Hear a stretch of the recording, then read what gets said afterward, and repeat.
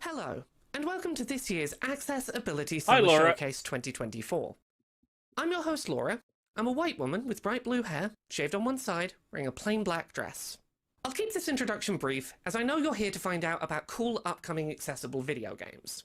The Accessibility Summer Showcase aims to be a place for disabled gamers to find out about cool upcoming and recently released video games, while knowing upfront if they're likely to be accessible for them upon release.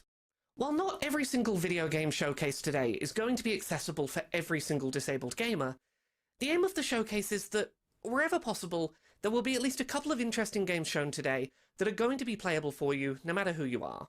If you'd benefit from audio description or sign language interpreter support, there are American Sign Language, British Sign Language, and audio-described versions of the showcase available on youtube.com/Laura K. Buzz. If you'd like to find most of this year's showcase titles in a single place, we have a Steam sale page this year. You can find it at the link on screen now. There you'll find this year's showcase titles to wishlist or purchase, alongside last year's showcase titles and a handful of demos. This year's showcase doesn't have a sponsor, so if you'd like to support the Accessibility Summer Showcase, please consider supporting Accessibility at patreon.com/Laura K. Buzz. Your support helps the Summer Showcase to exist, alongside accessibility reviews and the Control-Alt-Access podcast.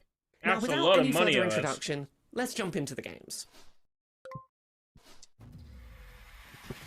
Right, this is Elsie, the upcoming retro-inspired bullet hell action platforming roguelike shooter from Night Shift Games when did and we see Playtonic this Friends. Elsie isn't just packed with hyphenated genre tags and Technicolor action, however. The Night Shift team have been hard at work to provide a host of accessibility features to make Elsie as accessible as possible to anyone who wants to play. If you just want to absorb the gorgeous style and play through the story, there's an invincibility mode, which might also come in handy if you're struggling against a particularly tricky boss fight. And to help you focus on the hyperkinetic on-screen action, there are modifiers to allow you to blur, this is loud, isn't it? or even turn off the backgrounds entirely. There are also options for adjusting the amount of screen shake you experience to help with this even further. Elsie is an incredibly colourful game, it's looking so it better has to me options today assist than those it did with colour yesterday. vision deficiency I think too. the initial shock of Options for player pixel in outline the and enemy outline also allow you to Metroidvania adjust the has hue sort of to your worn up a liking little bit. to make sure the Technicolor action is as visible as possible. If you need assistance with reflex mechanics, there will also be an option to adjust the timing required to correctly hit a parry, as well as following up with those all-important counterattacks. So to recap, there's an invincibility mode, parry and counterattack timing adjustments, Can I get size achievements modifier, if I turn all of these on? assistance, player and enemy Yeah, outline exactly, options, Jacob. rumble strength and screen shake modifiers, My and options question to as blur, well. desaturate or remove Do backgrounds. these affect achievements? Elsie is a love letter to retro action platformers of old, while packing in plenty of new elements to give the genre I a like modern this more twist, than I did and yesterday. we want as many people as possible to be able to enjoy the experience. Please consider wishlisting the game on Steam today if you like what you see, and stay tuned to the Night Shift and Playtonic socials for more info soon.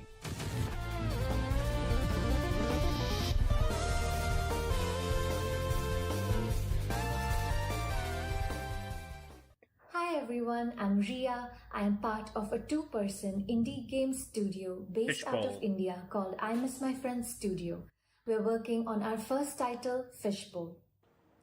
Fishbowl is a slice of life coming-of-age story told over a month. There are no forced day-night cycles in Fishbowl, and you can take all the time you need to explore Alo's house. You video call loved ones and have branching conversations with them in a clear sans serif font. You work from home as a junior video editor. Here you match snippets to the correct track as per color or icon. This game has no fail state, and no matter how you do, your colleagues will cheer you on and support you. You sort through puzzles to rediscover childhood memories. Oh, Jacob. No time limits or penalties here. Do you know what Take presentation your you're watching here? All the sentimental objects Alo has received, whether it's through keyboard, mouse, or the controller.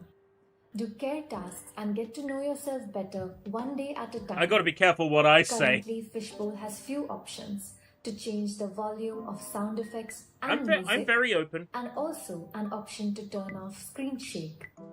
We also make sure to have both visual and audio cues for important events.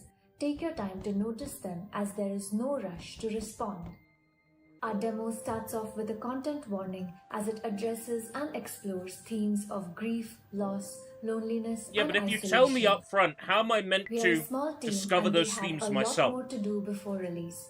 We are working on accessibility-specific settings like removing screen sway, turning off text effects and typing, providing a larger font size, an option to slow down video editing, and adding a way to skip the puzzles. We have a long way to go and we will try to do our best. We hope you will come along. Thank you. It looks okay. Waco the Mask Gatherer is an exciting third-person adventure game developed by Zero Games. Immerse yourself in the role of Waco, a mysterious gecko embarking on a quest to collect the most powerful mask of his world. Explore diverse landscape, from vibrant villages to dark forests. Okay. Each environment This is looks carefully more my, crafted to more my immerse scene. players in a rich sensory experience, with ambient sounds everywhere, like bird songs, flowing water, and echoing footsteps. Jacob, I on don't every see that being an surfaces, issue. guiding your I'm not exploration. famous, and I don't think I ever Our will be, maps are so thoughtfully designed it's to fine. ensure clear auditory cues, allowing players to navigate with ease and fully immerse themselves in the Being world curious of is Waco. normal. Dive into a world full of quests and puzzles, from helping villagers to unraveling ancient mysteries. Our intuitive inventory systems make This looks managing good, Kermit items a RPG. breeze, with color-coded references and clear icons, ensuring accessibilities for all players. And with the ability to customize sounds in the main menu, players can tailor the game to their preferences. Prepare for epic battles as you meet formidable enemies throughout your journey. Each mask grants unique abilities, empowering players to adapt their fighting styles and overcome challenges. And with distinct sounds for every enemy, player can rely on auditory cues to anticipate and I react think to that's threats, 11 PM, making but the I'll game have to check accessible it. to all. Matzo. We are committed to making gaming inclusive for everyone. That's why we are doing our best to develop a colorblind-friendly game with carefully chosen color palette that ensure clarity and accessibility for all players. Colorblind We friendly. invite you to embark on a memorable adventure where exploration, puzzles, and epic battles await. Join us and uncover the secrets of the whimsical world of Waco the Mask Gatherer. Give it that. My name is Chad Michael Boughton. My pronouns are he, him. I am a blind podcast host, accessibility consultant, professional speaker, and this is why accessibility in gaming is important to me. I will always remember how back in 2019, when Kingdom Hearts 3 had just released, how excited I was to play the game. I had been a longtime fan of the series and was finally ready to experience the end of the trilogy. However, at this point in time, I was unaware of how bad my retinitis pigmentosa had gotten and just how much of my usable vision I really had lost. I can remember not only not being able to get through the first world, but just not knowing where I needed to go or what I needed to do to progress throughout the game. I will never forget how upset I was and how I ended up calling my mother and father, crying to them on the phone, and just telling them, hey, I think I have to give up on gaming. I think that because of my blindness, I can no longer keep gaming. And it was a pretty big thing for me because growing up, video games had been the I've best said way this for me to before, cope but out of all my senses, with if I losing lost my vision sense of and sight, just not being able to control I'd probably kill what was myself. going on in my life. I had all intentions to never play a video game again, and Straight for up. the next 2 years, Deafness, I no kept problem. true Lose to my that sense of promise. touch, sense of smell. I thought that I would Sense go the of rest taste, of my life without whatever. playing So another be video it. game. But If I lost in my sight, 2021, my instant. brother-in-law, he sent me a text telling me about a game called The Last of Us Part 2 and how I should check it out, which I thought was crazy because I remember being able to play the game, the first game that is, back when I had usable vision. And I was just thinking to myself, there's no way I'm going to be able to play the sequel due to my limited amount of vision.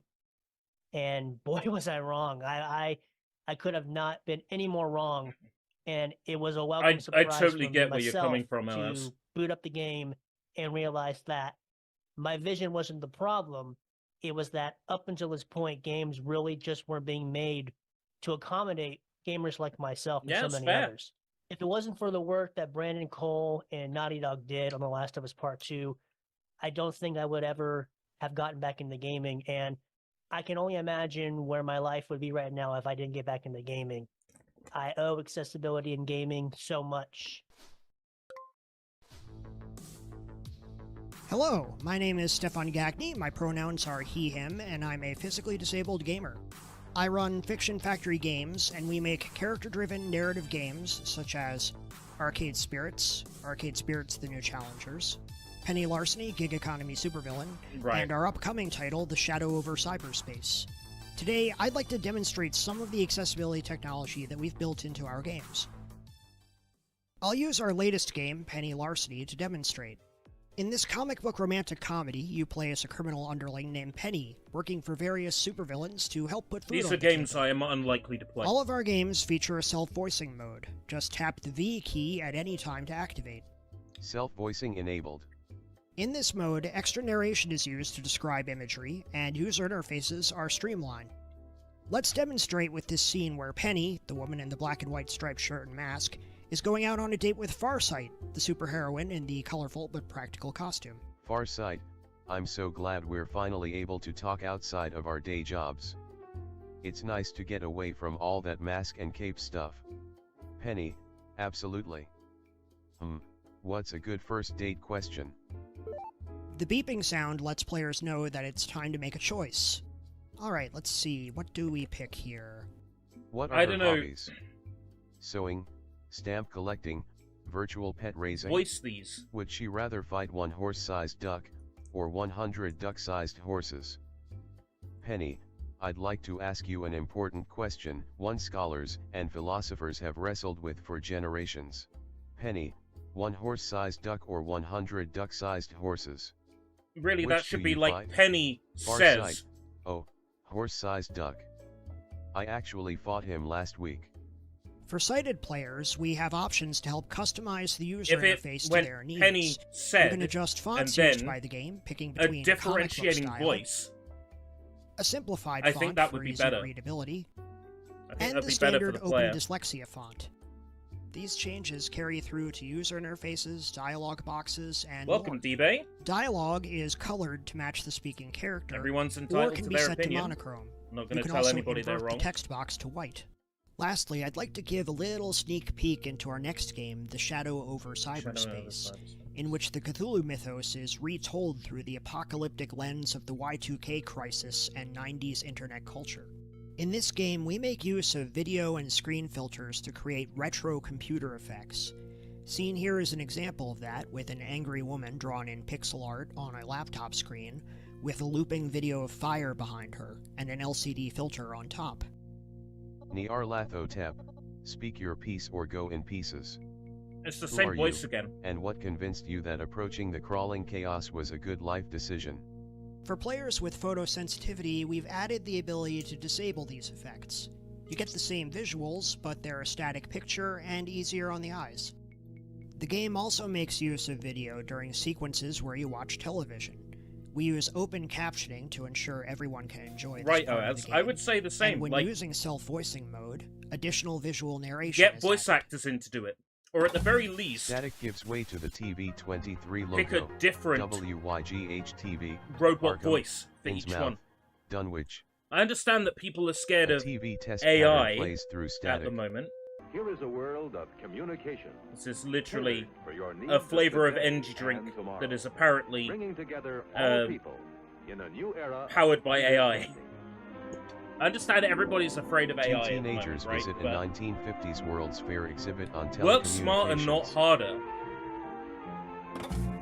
If you can't afford to Moving get someone forward, to I'm voice your hoping to game, ensure all our stories get are AI as to voice your successful game. as we can make them. Gaming should be for everyone. Thanks for your time, and have a good one. the games they showed Hello, on I'm My Lucy Cup of Tea. Blundell, the indie developer behind Videoverse, which is a Videoverse. narrative adventure game focusing on character development, friendship, and love in the old school internet. As a disabled developer, I wanted to include positive disability representation in the story, but the game itself has many accessibility features that I'd like to share with you today. Positive Videoverse discrimination. can be controlled using mouse, keyboard, touchscreen, What's or that? controller. There are no Did I hear button that right? combos, no quick responses Positive required, discrimination. no strobe effects, and the game is generally low pressure. Navigation is also large and clear, with audio cues upon selection. Videoverse is made in RenPy, the visual novel engine, which already includes several accessibility features. There's self-voicing and I've been messing around with RenPy, for sound, music, and voice. The default font can be switched for a clear, easy-to-read font, and all fonts are large and high contrast. I'm not sure what kind of game I want to make in it If you miss a thought or conversation, you can check the log to see what you may have missed. And when it comes time to saving, you can manually save at any point or use the autosave feature. Yes, these are all features built into RenPy, yes. There is a typing noise during chat conversations, which can be turned off in the Preferences menu. Closed captions are also available, but audio is not required to play Videoverse. And since Videoverse covers heavy topics, such as depression, abuse, and neglect, there is also a content warning list that can be accessed. The default Videoverse theme is black. It doesn't tell you right at the start of the game, this contains themes of blah, so it doesn't spoil it for people. Blind-friendly, and these can be they go into an options menu and they find out. And on okay, the that's better. Menu, there is a tip button in the top left corner. Use this to get a hint if you ever feel stuck. If there's a feature missing that you'd like to see, please send me an email at contact@gamesbykimoku.com. Thank you so much for watching, and I hope you enjoyed the old school experience of Videoverse. Hello everyone, I am Sightless Combat. First off, thank you so much to the organisers for inviting me back here. It's amazing to be a part of this event once again. Just by way of a self-description, I'm wearing an RNIB Design for Every Gamer shirt and a cap with my logo on it, which is two swords crossed over an eye, as well as over-ear headphones. And in the background behind me, you can see numerous items of gaming memorabilia, including what has lovingly been termed as a pop waffle, a display holding various pop vinyl figures from various franchises that I've accumulated. I would be opposed to having a waffle like that for my Gears of War 4, for my gun the replica of that iconic weapon. So, for those who don't know me, I am an award-winning, multi-credited accessibility consultant and content creator from the UK, as well as being the Accessible Gaming Officer for RNIB, that is Royal National Institute of Blind People, the UK-based sight loss charity. And crucially, I am a gamer behind without me, you can sight, see, well, if they're the kind of person that actually requires the whatsoever. No, they can't. Yeah, that's valid. I'm here to talk few about, people have said a genre C that as some might question how you would even make this accessible presentation. I'm like, for anyone maybe with no vision to work with. And one that, from what I've heard, a fair number of people are interested in. City builders. Enter Cellular City, a puzzle game about building, well, tiny cities. When I first heard about this game, it sounded really intriguing to me, not just because of the wonderfully alliterative name, and the developer is keen to make this as accessible as possible. So I would highly recommend giving this a look if you're even remotely interested in something new and, in my case, relatively unfamiliar. But I'm not going to try and spoil any of this, because here is a little trailer to show you just what this game is all about, as well as, of course, its accessibility features. Here is Cellular City from developer Callum Deary. Cellular City. This is Cellular City, a puzzle game about building tiny cities. Cellular City's primary mechanic is rules around neighbouring buildings. For example, you can't have a steel foundry next to a block of flats. A3 is a flats. B3 is empty. B2 is empty. Foundry placed in B2. On the other hand, some buildings like each other, like stations and flats. C2 is a station. B2 is empty. Flats placed in B2. It has text-to-speech and audio description of levels, with a focus on accessibility for blind and low vision players. This includes settings to modify text-to-speech volume, rate, and voice, alongside keyboard and controller support. Start building. Level audio description starts automatically on level load, but can be reprompted by the player at any time. Describing city. A1 is empty, B1 is a rail, C1 is a rail, A2 is a hill, B2 is a mine, C2 is a station, A3 I don't is know empty, how useful B3 is that empty, actually C3 is. is a rail. The player's movement around the level. A2 is a hill. It's also described, as are their actions on placing buildings. A3 is empty. Flats placed in A3. The player can also prompt inspections of buildings to find out more about them. A flat's brutalist streets in the sky. Always controversial with neighbors near and far. So if you're interested in a puzzle game about the tensions in a modern city, check out Cellular City's demo on itch.io.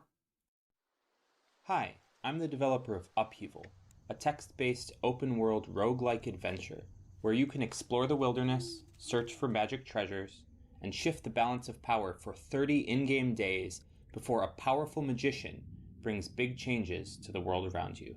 How well do games like this do financially? Upheaval is turn-based. Like, let's say I want to make a game like this just for the cynical reason of making money. And high contrast. How well do games with accessibility features sell? Mode, or both. Upheaval is completely blind playable without sighted assistance. You can use your favorite screen reader in the command line version.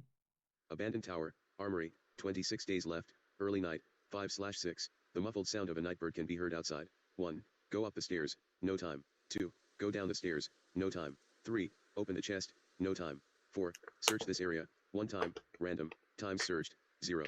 5. Make camp, 2 time. Or the customizable text-to-speech in the graphical version. You're in, abandoned tower, top floor. You're on the top floor of the tower. Stairs lead down to the floor below. Stone windows look out in all directions over the prairies. It's cold up here. The stone walls are sturdy around you. Press tab to highlight an option.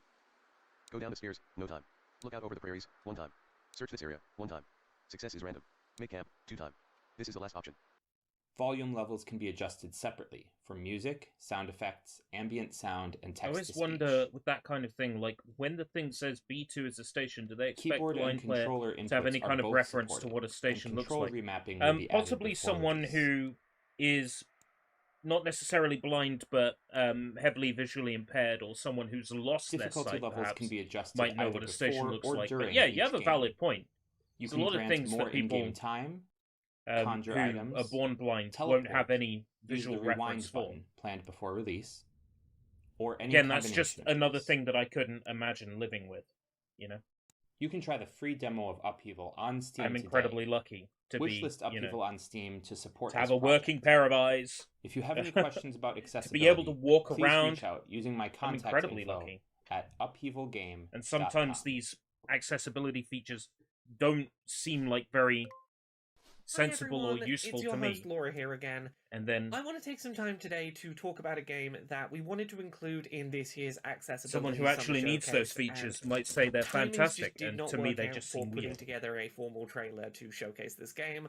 But I still really think that this game is doing some interesting stuff, and I think it is worth talking about. So I'm going to put together a little tease just to try and tell you a little bit about a game that I wish we could have included more formally here today. Periphery Synthetic is a chill, relaxed, non-violent Metroidvania that takes place in first person and is particularly notable for being designed to be able to be played without any visual input, to be able to be played purely with audio How is this a cues. Metroidvania?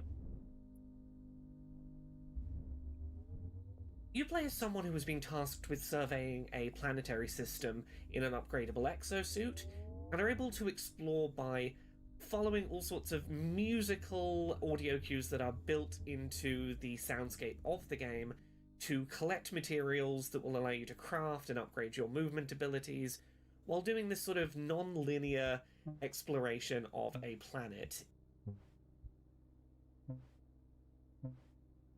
I don't understand. It is a really unique game, trying some very interesting stuff in terms of how It can't be presents really its unique, okay? Unique exploration means cues. it is unique. There is a demo available. There to is play nothing on else like it. itch.io if you search for Periphery. You could Synthetic describe something as EP. uniquely The different. full That's a game little will be coming to Steam redundant, in but it's summer fair. 2024. You could say You it's can doing find something a link very to it different. on the Steam sale page this year. It's that doing we have something for unique. all of the games included in the Accessibility Summer But Showcase. quite unique, very I know unique. that the developer of this game No, was sorry. real frustrated to not be able to have a trailer ready in time for our submission deadline, and I really wanted to still be able to include them. I just don't understand this one. And hopefully this gives you a sense of this really interesting game that I think is worth checking out. Trash Goblin is a wholesome and cozy shopkeeping game where you uncover and clean trinkets other people have thrown away, then upcycle them to sell to an endless parade of colourful and quirky artificial customers. Voice. You can then spend your savings to upgrade your shop, buy new and better tools to unlock more Still waiting for someone to figure out a horror game where you play as a deaf person. Exciting new districts across town. Trash Goblin has always been intentionally designed to be enjoyed by as many people as possible. There are no fail states or time pressures, no skill gates to content, and no It's called The fast Quiet action. Man. It's played in first person with a limited set of views. What do you and mean no that's need not to a rush horror anywhere. game? This gentle pace is at the core of what it means to be a true goblin. We're doing everything we can to help players of all kinds enjoy the tactile, scrunchy, and satisfying mechanics we've built. That effort Scrunchy and starts with us satisfying. listening to our community. You asked us to add an option to allow players to sponge trinkets clean without holding a button down, so we did. And you asked for optional auto-chisel features for the chipping gameplay, so we implemented them. Thanks so much to our community for helping us make the game more accessible for everyone. Though a range of ongoing work we've undertaken to ensure you're able to enjoy Trash Goblin to the fullest. The mouse is used for every interaction, with optional keyboard shortcuts for navigation, and we're implementing controller support too. Tutorials use button glyphs for clarity. And the game's default font uses a clean and readable sans serif typeface with user-defined sizing. During conversations, the player can skip the text's appearance, and a button press confirms they've read everything. And there are a selection of audio and volume settings to take advantage of, plus text speed settings. This looks and okay. more. Again, it doesn't look like But something of I course would we play. want to do even more. So please consider wishlisting the game on Steam and play the demo there now. Then come and talk to us in our Discord and suggest even more improvements we can make. Oh, sorry. Trash Goblin. What kind of goblin do you want to be? A knob goblin. Hi everyone, my name is Revia and I'm a disabled and chronically ill content creator from Norway and also a co-host of the podcast Control Alt Access together with Laura. I'm a white woman in my 30s with dark red hair, wearing a yellow flowy shirt sitting in my game room. Last year, Whitethorn Games brought us Botany Manor, a game where you play as Arabella, retired botanist living in the 19th century England. In this game, you're working toward finishing a botanical research book, Forgotten Flora, by growing fascinating plants, looking for mysterious clues, and solving cozy puzzles. But not only is this game a wonderful Another little cozy adventure, game. it's also accessible for me. From the focus on cognitive accessibility through good information in the options, a well-made journal system, and a bunch of ways to reduce motion sickness, all the way to more motor accessibility with toggle to run and zoom. This game feels like it was made for me. So this is why I'm so happy to see that Whitethorn Games are back this year, and I can't wait to see what they have to show us all. Are you ready to jump into action as Slime Heroes has you covered? This thing. In this adorable Souls-like 3D action We saw this game, last night. You have a myriad of options available to make the experience more accessible. Enemies and bosses have different damage. Yep, that scales, sounds allowing about you to right. up I the wonder if challenge and push at the my boundaries. opinion will change. You can also slow the enemy's attack speed, or Oh, don't increase tell your own everyone a scalability. fly landed in your food, Jacob. You They'll can want one extensively change your too. cursor for better contrast and visibility I'm incredibly based on your jealous preferences. that you got a fly. There is also the ability to toggle on double jump for more control and distance in platforming sections. Timed puzzles can also be made longer so that you can have more time than you normally would to complete sections. So I mentioned You can Botany outline Manor, your but they slime didn't with show either black Botany Manor, or right? white to contrast the many colorful environments of the game for improved visibility. Enable visible Does that count hitboxes as a to game allow being you to see shown? the exact movement of an attack or enemy, enabling possibly you to not. be sure all of your attacks land as you eliminate even the most challenging corrupted enemies.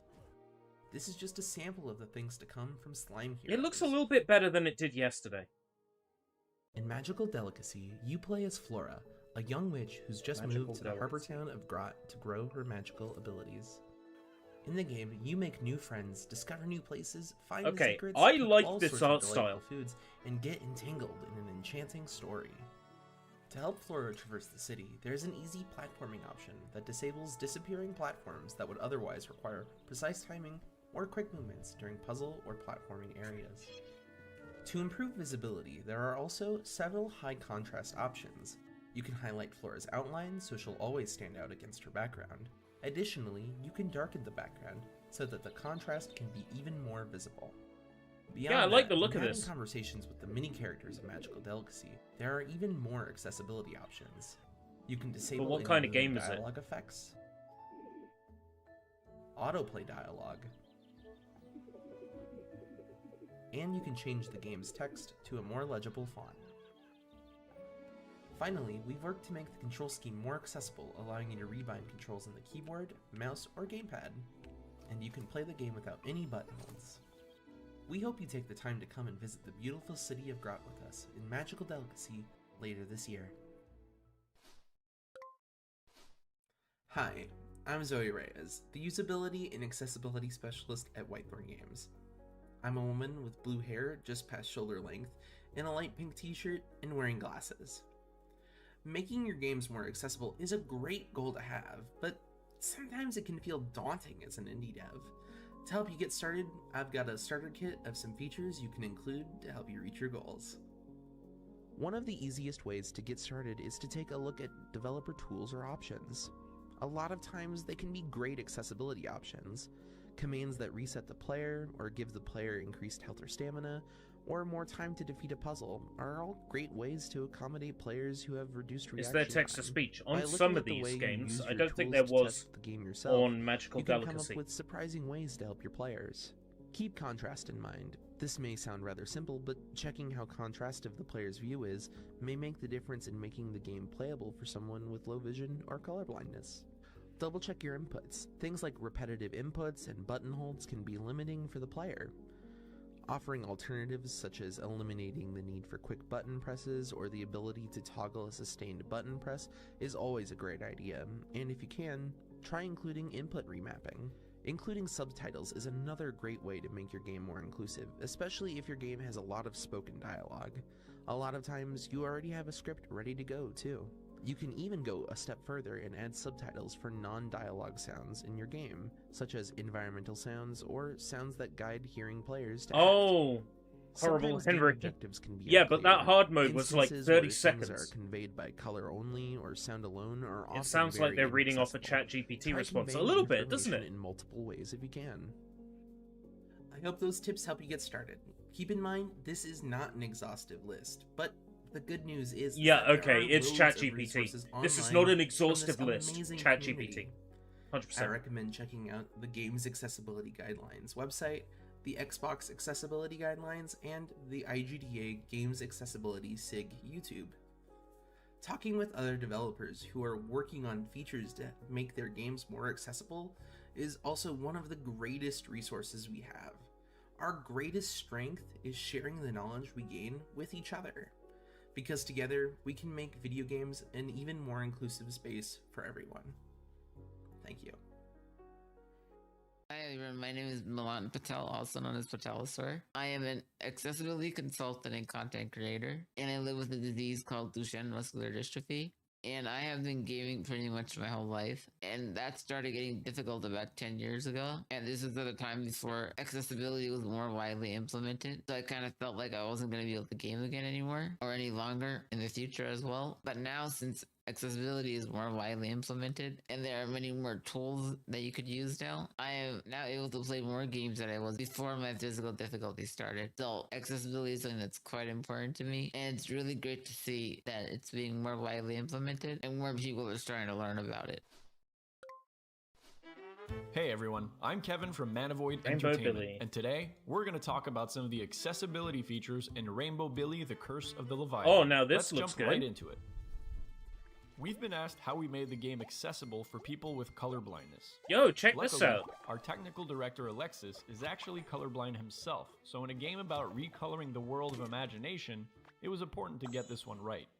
That's why you'll always see symbols associated with colors. Oh, was this the Paper Mario? The 12 colors used to represent different emotions have all been given a symbol, which is always present throughout the game. Items that you can interact with in the game are always animated and highlighted with color that was too. Something else. We used forced perspectives, which makes it easier to play with a single joystick. The camera also rotates automatically. Yeah, Matt, so there's going to be a fair few things in this presentation that are already out. There's a lot to explore in but Rainbow because Billy, they are games that champion accessibility, That's they're in this presentation. presentation. So not everything is going to be new. Your current objective seamlessly. This game was shown at the showcase we kept spoiling, was it? Map that you can access at oh any man. time. Why don't I remember it? There is no time limit or fail state in Rainbow Billy. This is a conscious decision. If there is no fail state, it's not a video game. Zero. Tasks because you didn't react in time. So you can try again as many times as you want. If there's no fail state, it's not a video game. Difficulty in confrontations wouldn't affect the experience. So we added a difficulty slider. Lowering the difficulty doesn't change your strategy. It just gives you more leeway for errors by reducing damage taken. Yeah, B, what did you do? We were looking at the SteamDB page, and every time something came up on the SteamDB page, we pretended to have the worldwide reveal, and we kept revealing things about 2 minutes before they were worldwide revealed. You can also change the speed. That was at the PC Gaming Show a couple of years ago. We were revealing stuff early by going on SteamDB and just pulling the trailers down. And also change the character voices if you prefer more retro weren't doing anything wrong. Or not at all.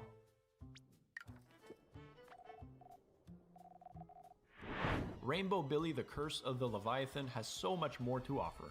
If you'd like to give it a try, head over to our Steam page and get ready to recolor the world. Thank you for your time and have a great day. It looks okay. Rainbow Billy, the Curse of the Leviathan.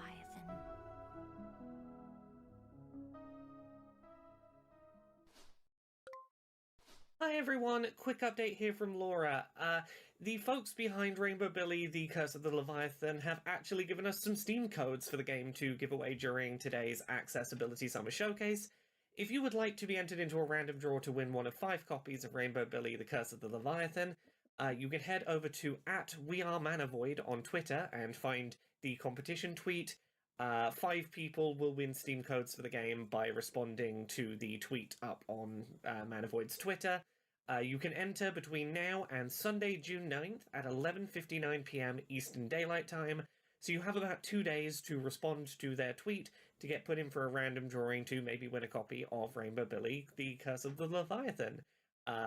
Enjoy, fingers crossed that you win. Let's get back to more games. Welcome to Spaceboat, a narrative adventure filled with colorful worlds and wacky characters. Play as Inspector Domino, an undercover space cat detective, and track down an intergalactic jewel thief. Hi, my name is Luis Alonso, and I'm the game developer for Spaceboat. Since Spaceboat is a narrative adventure that is meant to be enjoyed by all, it was important to give it as many accessibility options as possible. Done. What most people don't know is that I'm also a triple amputee, and one of the few disabled solo game devs that are out there, so I take accessibility seriously. Last year, we mentioned the work that was done to have a high-contrast art direction. Spaceboat. Cheers, thank you. As well as having text. The art style is interesting, isn't it? Impairments. This year, we added a number of additional features. Spaceboat now has an options menu accessible at all times from within seconds of starting the game. We recently added single stick controls to reduce the need for multiple inputs. What is this? Although other buttons might be needed, this makes the majority of the game playable with one hand. Similarly, I love it when games are playable with one hand. Reduces the number of buttons that need to be pressed. Additionally, we added input sensitivity controls so that all players can fine-tune the game. His name is Pre-Order Earl, yeah. Although we mentioned that we put a lot of work into providing a high-contrast art direction, we felt it was a good idea to include color-blind shader modes. We know it's not a well-loved feature, but if it helps someone in the slightest, it's there. On Steam, we also added the ability to switch controls on demand. This means that if you're playing with a mouse and keyboard, you can switch to an Xbox controller at any time. As a person with always a good disability, feature. I know it's handy to have as many inputs available to adjust to gameplay That changes. is always a good feature. Please note that these features are currently available in our demo, which can be found on Xbox, PlayStation, and Steam. If you think that Spaceboat could benefit from further improvement, please contact what us kind of at game is it? contact@recombobulator.ca. Thank you from everyone at Recombobulator Games. It's interesting. We at Paint Bucket Games believe that everyone should have the opportunity to enjoy the games we create, regardless of ability. We are currently developing The Darkest Files, a historical investigation. The Darkest Files sounds like a wavy web surf video. Hey everyone, welcome to another wavy web surf video. Today we're looking at the darkest files on the internet. But first, players can choose their own difficulty and a message from our sponsor, Manscaped. The Darkest Files also features mouse-only gameplay. This allows players to play the game just by clicking with one hand, making it accessible to those who use adaptive controllers as well. In addition to mouse-only gameplay, we've also made it easy for players to switch seamlessly between input devices, such as keyboard, mouse, or controller. Of course, their sensitivity can be adjusted as well. Since players work with documents while investigating, we are also very mindful of the readability of our fonts and texts and always offer a transcription. But the transcription is also in a not so easy to read font. I'd recommend adding an accessible font. We are in contact with testers with impairments and want to continue to learn about accessibility.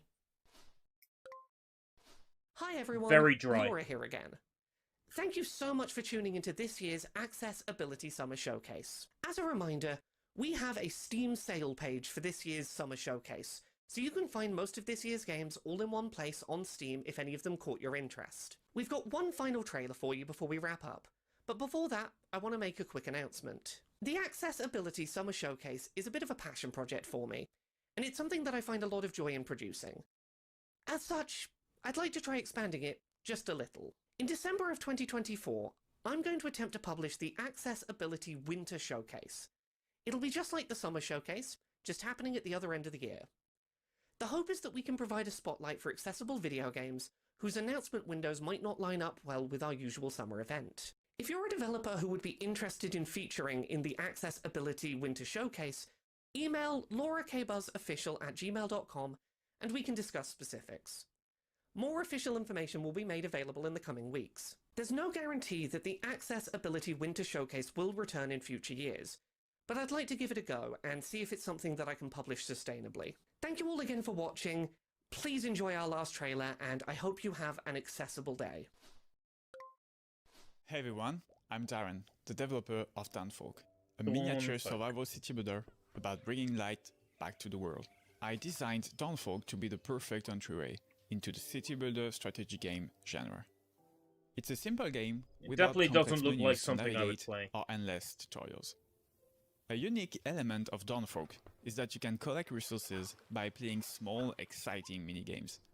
But one day, a player contacted me and told me he could not enjoy the game because those minigames required too much button mashing and dexterity. That made me so sad that I quickly updated the demo within the hour with a button to disable the minigames. He was very grateful, and watching him play afterwards really motivated me to add more accessibility features. Unlike most strategy games, Dawnfolk is completely playable with any controller you like. You can also activate haptic feedback to better understand what's happening in the game. Dawnfolk is also a narrative game, where you can reshape the story. The text is big, but you can change that 8-bit pixel font to a more readable one. You can also open the journal to read previous dialogue entries in case you need a little reminder. There are only a few key information on the screen at any time, and everything is big enough to make sure you can easily read it. 3.7. The game uses signs, shapes, and high contrast colors, so you can play it whatever type of color blindness you might have. You can also activate 3.7 out of 10. That's gonna read everything. Meadow, forest, plain, tents. Let's see, that is our lowest one so far. The wheat field produces food every day. There are tons of audio cues, but you can also perfectly play the game without any sound. Yeah, that is our lowest one so far. Time. However, no worries, you can pause time whenever you want.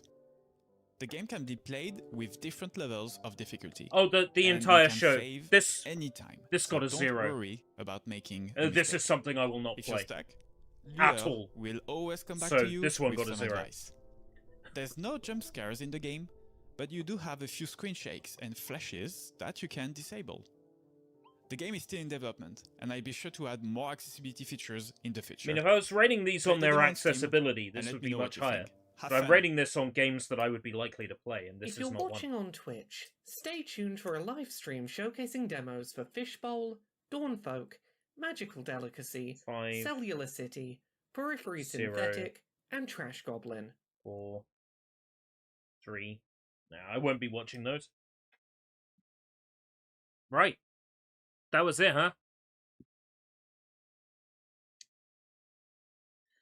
Oh.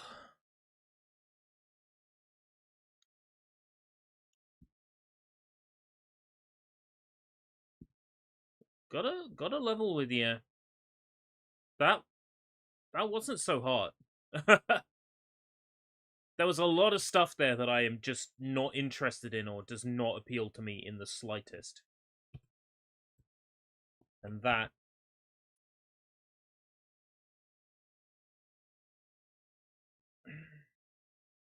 all the more power to the people that those games are for, but not for me. I predict you'll give Summer Games Fest 5 or 5.5. Well, here's how it works. I give every game a score out of 10, and then I divide the presentation score by the number of games shown. The number of games shown. And that gets me my total score out of 10. It's not a very effective way of scoring a presentation. But at the same time, if I was scoring this presentation on just how I felt at the end of it, it would have been a 2.5 or a 3. So it got a 3.7 because of the mathematical equation. It got 3.6873 something.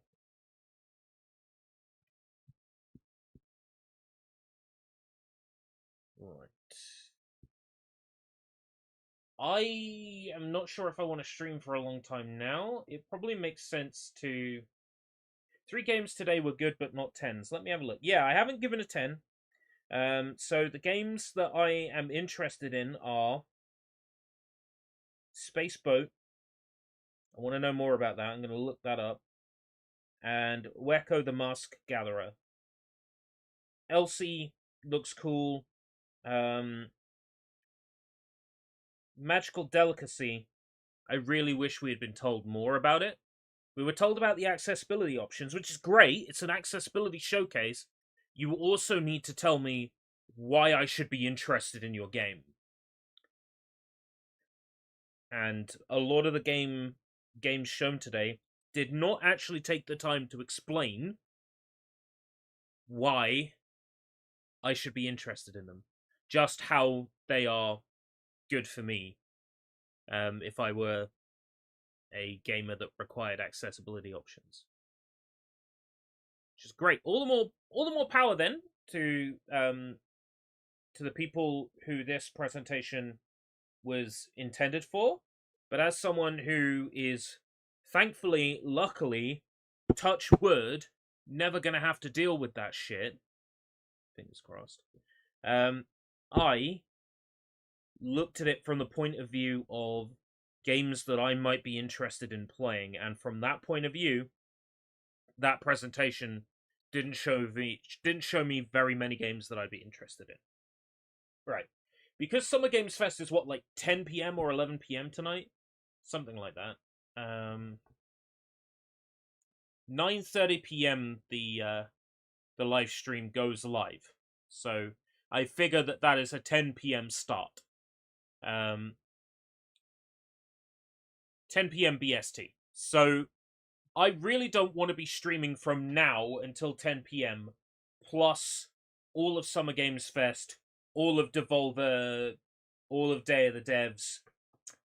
Nah, sorry, I have things to do with this time, so I'm going to head off now, and then we will reconvene sometime before 10 PM, maybe around 9 or 9:30, and then we will stream something more significant at the beginning, and get into the swing of things. But I didn't want to miss this accessibility showcase on just the off chance that something that would interest me was shown. And unfortunately, it wasn't. But you don't know until you watch it whether or not there'll be something that'll appeal to you. Yeah, okay. Reconvene before 10 p.m.? Alright. Take care, folks. Until next time, if we live that long. And hopefully we do, because it's only like 4 hours, 5 hours. Until then. And it would be really sad if I lost any of you in that time. Bye.